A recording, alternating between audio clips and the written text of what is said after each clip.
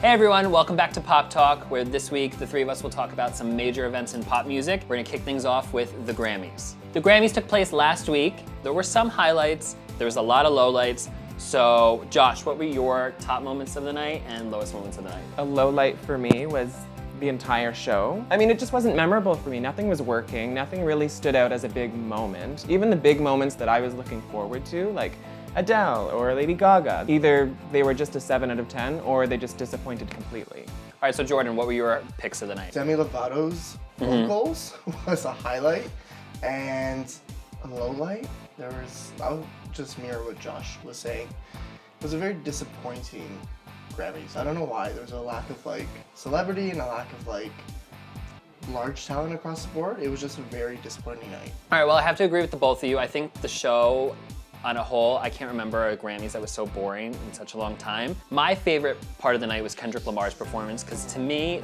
that was a Grammy performance. And I don't know, I feel like we were honoring songs that were albums that were out for so long, and I think the Grammy committee just needs to change their eligibility window to a whole calendar year, except for September to October. But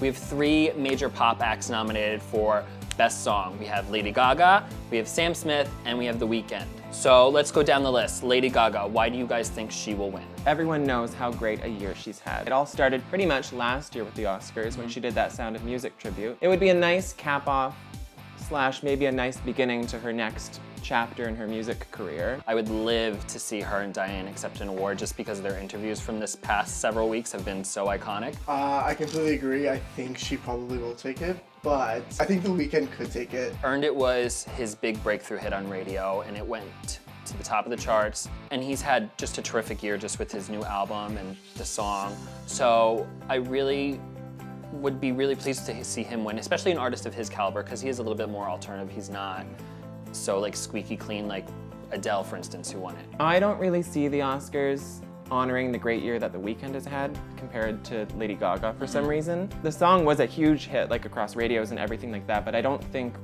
that it really represents the best song linked to a motion picture. So then we have one final song left. We have Sam Smith's Spectre theme song. I don't want this to win at all. I think this is I thought this was a terrible Bond song. It was just a flat song. It just didn't go anywhere. But I have a feeling just because it had the name that's attached to it is Sam Smith, it's a Bond film, I think that is really working in its favor and why it might win. Having a Bond song is just so cut and paste nomination for Best Song.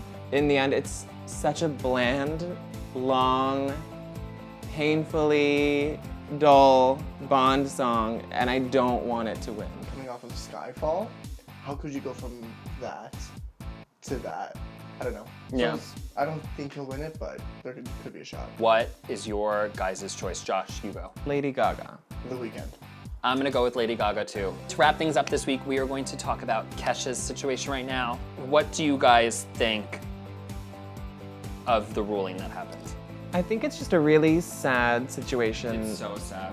From beginning to end. And it's frustrating because nobody should have to work in a space that they don't feel safe in. The silver lining, if you can even call it a silver lining, is there has been a large amount of positive response to what has been going on with her as of the ruling. There's a lot of celebrity responses and positivity overall, but at the same time, where was that when This happened a year and a half ago. Yeah, it took that long to get here and it's kind of too little too late. It was pretty overwhelming, so it's really nice just to see this whole push from her peers and all this respect, even from the male side too. There's a few males that have spoken out.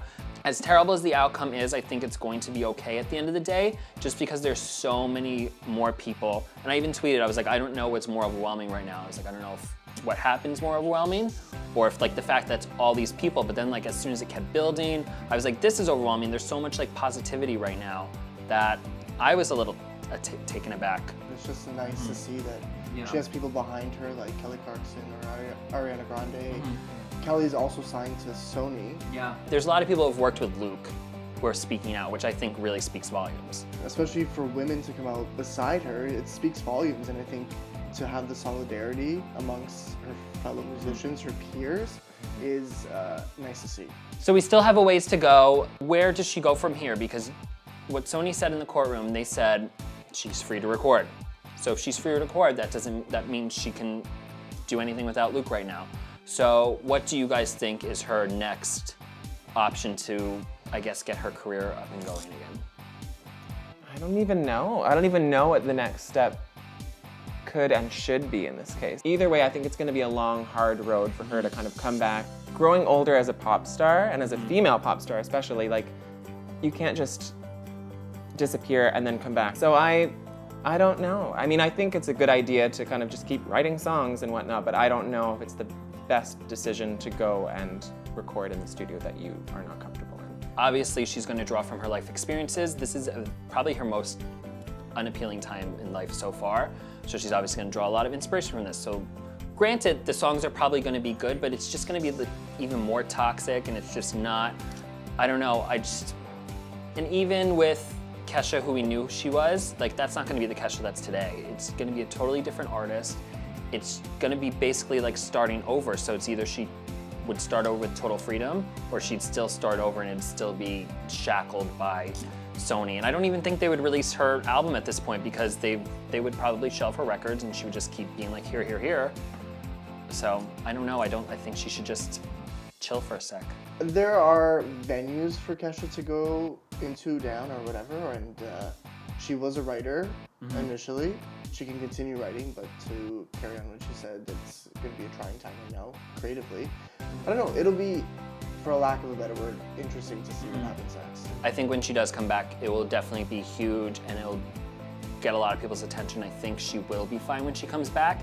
It's just a question of when. All right, well, that wraps it up for this week. Tune in next week. We'll be talking about more great things in pop music. So until next time, thanks for watching. Give us a thumbs up, subscribe to the channel, and see you later.